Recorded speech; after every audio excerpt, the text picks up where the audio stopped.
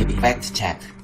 일본이 독도가 자신들의 합법적 영토라고 말도 안 되는 주장을 펼치는 것처럼 다른 지역의 분쟁 당사국들도 서로 다른 명칭으로 해당 영토를 부르며 자존심 싸움을 벌이고 있습니다. 지구 표면에는 700개가 넘는 육지와 해양 국경선이 이어져 있지만 조금의 땅이라도 더 차지하려는 욕망은 사라지지 않고 있습니다. 이 중에서도 일본은 유독 땅에 대한 욕심이 많은데요. 이는 일본이 지진이 많이 나고 막말로 언제 침몰할지 모르는 운명이다 보니 조금이라도 영토를 확보하고자 하는 심리적 요인에 기한 것도 있어 보입니다. 세계 주요 영토 분쟁은 보통 2차 세계대전 이후 제국주의 열강들이 식민지를 포기하면서 제대로 된 국경 설정을 돕지 않았거나 해저 자원을 둘러싼 분쟁으로 시작되는 경우가 많습니다. 이에 더해 최근에는 민족적 자존심이나 애국주의 고취를 통한 내부 환기용으로 발생하는 사례도 있습니다. 동아시아 지역에서는 일본과 중국 사이의 센카쿠 열도의 긴장이 대표적인 분쟁 사례로 꼽힙니다. 센카쿠 열도는 일본 오키나와의 서남쪽 약 410km, 중국 대륙의 약 330km, 대만의 북동쪽 약 170km 떨어진 동중국 해상에 위치한 8개의 무인도로 구성되어 있는데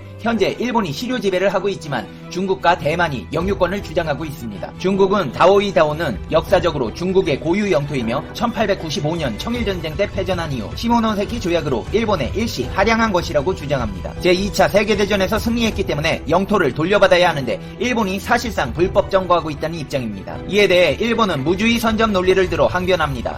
이미 1885년 무주의를 선점하였으며 샌프란시스코 강화조약에 의해 국제법적으로 적법하게 센카쿠 열도를 이양받았다는 것입니다. 중국과 일본의 센카쿠 열도를 둘러싼 갈등은 도서 영유권, 귀속 문제뿐만 아니라 해양자원과 안보 측면에서도 중요한 쟁점을 안고 있어 문제 해결이 장기간 지속되고 있습니다. 일대에 매장된 천연가스와 석유 획득 경쟁은 물론 남중국해와 이어지는 해양 교통로이자 전략적 요충지에 대한 해양 억제 등의 문제가 결부되어 있어서이기 때문입니다. 올해만 하더라도 중국이 센카쿠 열도 주변 일본 영해를 침범하며 도발을 일으켰고 아베 신조 총리는 전쟁 가능한 국가를 위한 개헌을 추진하는 가운데 일본은 센카쿠 열도에 병력을 강화하고 있습니다. 지난해 3월 센카쿠를 지킨다며 일본판 해병대인 육상자위대 수륙기동단을 창설하기도 했고 여기에 경찰까지 전담부대를 창설하면서 군경에 합작해 무력을 행사할 수 있는 기반을 만든 것입니다. 동아시아 지역에서는 일본과 중국 사이에 센카쿠 열도의 긴장이 대표적인 분쟁 사례로 갈등을 더해가고 있는데 그렇다면 다른 나라의 경우는 어떨까요? 남극 대륙과 남아메리카 대륙 사이 남대서양에는 사우스 조지아 사우스 샌드위치 제도가 놓여 있습니다. 이곳은 현재 영국의 해외 영토지만 지리상으로는 아르헨티나와 가장 가깝습니다. 영국인 탐험가 제임스 쿡이 1775년 이곳을 발견하고 영국 영토로 선언했지만 1900년대 들어 아르헨티나가 영유권을 주장하기 시작했습니다.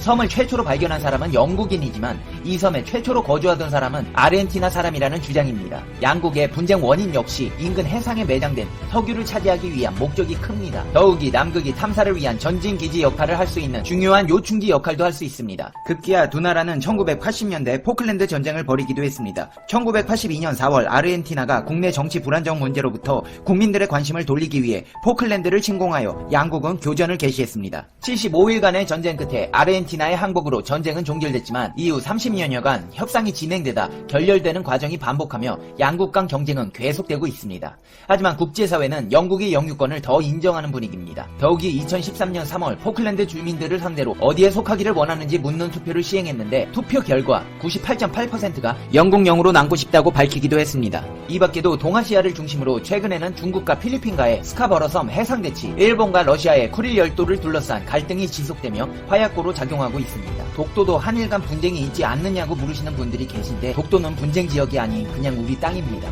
이렇듯 전 세계적으로도 영토 분쟁은 있지만 동아시아에서는 센카쿠가 대표적입니다. 중국과 일본이 영토를 두고 신경전이 이어지다 보니 중국은 군사력을 높여서 기선을 제압하겠다는 듯이 최근 군력 확보에 열을 올리고 있습니다. 중국의 경제력이 일본을 제치고 세계 2위로 올라서던 10년 전 중국 사회과학원은 중국의 군사력이 미국에 이어 2위로 평가됐다고 발표해 논란을 불러일으켰습니다. 결국 중국 내부에서도 질적이 아닌 양적 평가라고 물러섰는데 그로부터 10년 뒤 중국은 질적으로도 명실상부하게 미국에 이어 세계 2위권 군사력에 근접하고 있습니다. 이를 과시라도 하듯 중국은 신중국 건국 70주년 열병식에서 580개 무기를 자랑하듯 선보였고 이 가운데 가장 관심을 끈 건 최초 공개된 대륙간 탄도미사일 ICBM 둥펑 41입니다.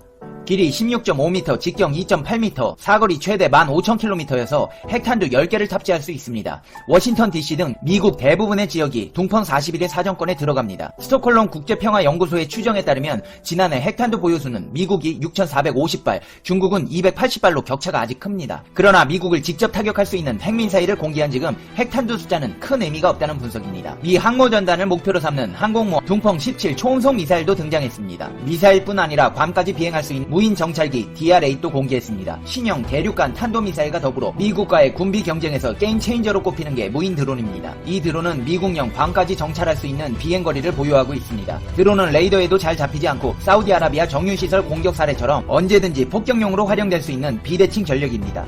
물론 미 해군 항공모함에서도 위협적인 존재입니다. 중국 열병식 행진에 나선 드론 3개 중대는 DR-8 외에도 공격형 스텔스, 드론 리젠 등 4가지 서로 다른 드론을 선보였습니다. 이날 베이징 항공에는 스텔기 전투기 젠-20도 등장시키며 일본과 한국은 물론 미국과 러시아까지 눈치를 살피게 하며 군력 확충에 위용을 뽐냈습니다. BBC에 따르면 중국은 2019년 현재 미국에 이어 두 번째로 많은 약 1682억 달러, 우리 돈으로 약 201조 원의 국방비를 투입하고 있습니다. 지난 10년 동안 매년 최소 10%씩 상승한 수치입니다. 중국과 함께 세계 2위를 다투는 러시아는 약 3분의 1 수준인 631달러를 쓰고 있습니다. 중국의 국방 예산 가운데 33%인 561달러는 무기 조달과 방어 연구 개발에 투자됩니다. 하지만 이것보다 더 많은 예산이 쓰이고 있다는 주장도 등장했습니다.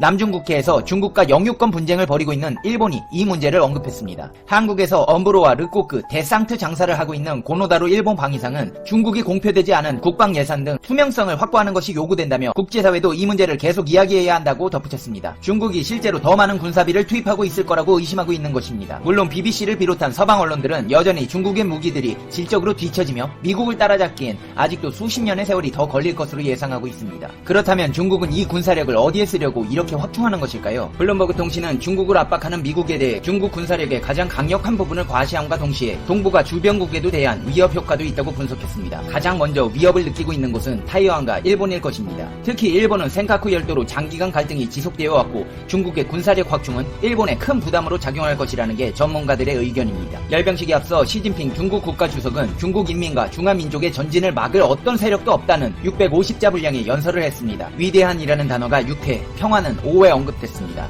평화라는 단어가 2번 인용된 문구를 다시 들어보면 평화 통일과 일국 양제 방침에 따라 홍콩과 마카오의 번영을 유지하고 양안 관계를 평화적으로 발전시킬 것이라는 내용입니다. 입으로는 평화를 외쳤지만 실제로는 중화민족의 단합을 저해야 하는 분열을 절대 용납하지 않겠다며 힘을 과시한 셈입니다. 이렇게 중국은 하나의 중국을 외치며 동아시아 다른 나라 국가들의 길을 죽이고 있습니다. 특히 둥펑은 한국과 일본의 미군 기지를 조준하고 있다며 조롱하는 모습까지 보이며 시건방을 떨기도 했습니다. 중국의 혐일 현상은 당장 일본 관광업계에서도 드러나고 있습니다.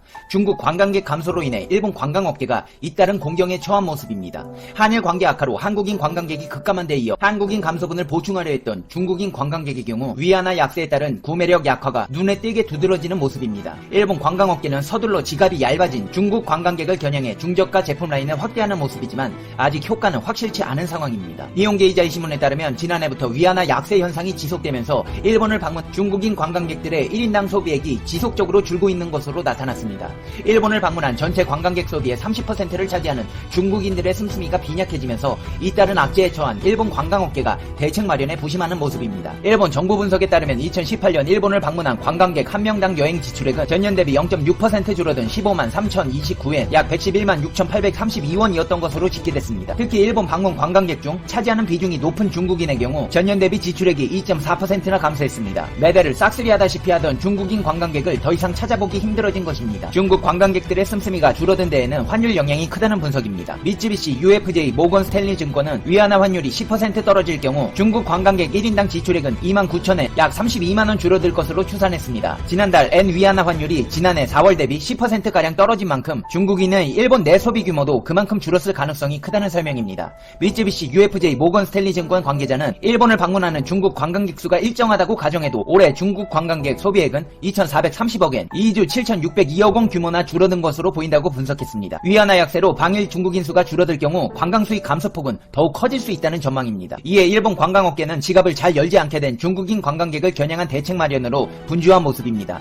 대표적인 것이 중국인을 겨냥한 중저가 제품이 크게 늘어난 것입니다. 관광객들이 많이 찾는 이세탄 백화점, 도쿄 신주쿠 본점은 고가품 위주에서 중저가품 위주로 상품 구색이 바뀌고 있습니다. 중국인들이 좋아하는 고급 시계 매장의 경우 과거에는 50만엔에서 수백만엔대의 고급 시계 판매가 주를 이뤘지만 5만엔대의 제품군을 크게 늘렸다고 합니다. 오사카 다이마루 백화점은 만화 잡지 판매 매장이나 포켓몬스터를 주제로 한 카페를 입점시켜 가격이 낮은 소소한 기념품을 판매하는 공간을 늘렸습니다. 당초 중국인 관광객을 겨냥한 화장품 매장을 마련하려던 공간을 중국인 관광객 방문과 구매가 줄면서 용도 변경을 했다는 설명입니다. 긴자의 시계 전문점들도 예전에는 80만엔대 이상 고급 시계가 많았지만 최근에는 가격이 크게 낮은 제품의 비중을 높였습니다. 자파점들도 마스크팩 등 단가가 싸면서 중국인에게 인기가 높은 상품 배치를 확대하고 있다는 전언입니다.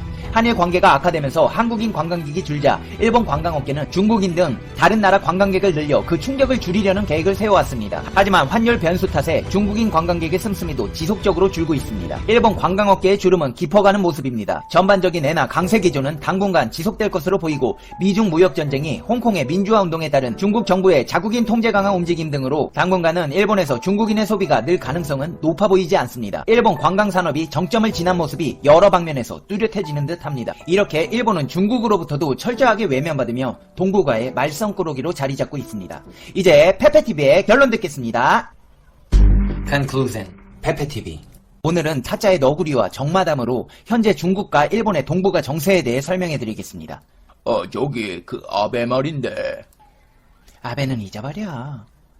그게 아니고 그날 시진핑이 열병식에서 떨어진 게 대마도 근처라고. 근데 아베는 그 전에 내렸대.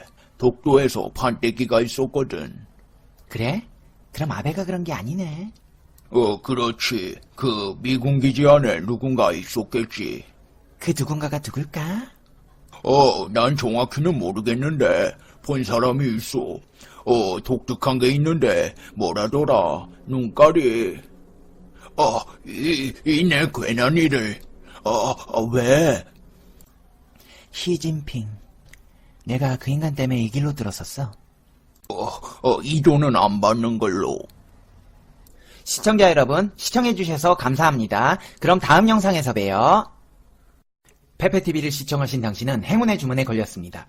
뿐만 아니라 본인을 비롯한 부모님들까지 건강하게 무병장수하시고 집안에 평안이 가득하시고 행복해지실 겁니다. 페페TV가 여러분께 드리고 싶은 말씀이 있습니다. 오랫동안 꿈을 그리는 사람은 마침내 그 꿈을 닮아간다. 제가 제일 좋아하는 말인데요. 여러분들도 꿈이 있다면 매일 그 꿈을 생각하고 되뇌어 보세요. 언젠가는 그 꿈에 가까워져 있는 자신을 발견하게 되실 거예요. 하지만 실패를 두려워하실 필요는 없습니다. 승자는 한 번 더 시도해본 패자이기 때문입니다. 수많은 실패 속에 얻어진 한 번의 성공, 그 성공을 맛보기 위해서 우리는 수많은 노력을 하지만 실패도 합니다.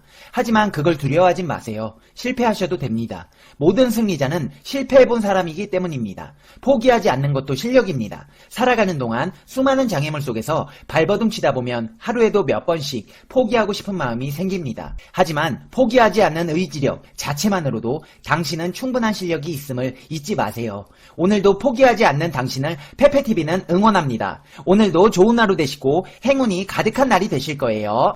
시청해주셔서 감사합니다. 다음 영상에서 봬요. 안녕.